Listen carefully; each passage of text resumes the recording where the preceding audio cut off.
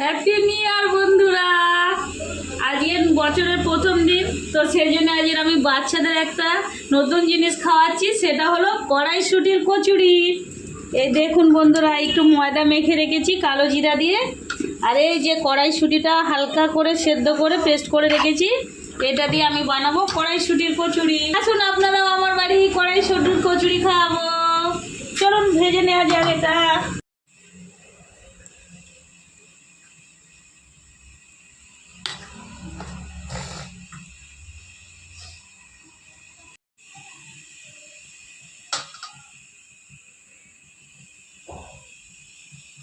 আমাদের তো খাওয়া হয়ে গেছে, তো বাবুর বাবা একটু কাজে বেরিয়েছিল, তো এখন আসছে, এখন বাজারে আছে, তো এখন 4টে কি 5টা আমি ওনার জন্যই বানাবো, আর আমাদের সব চা দিয়ে খাওয়া হয়ে গেছে।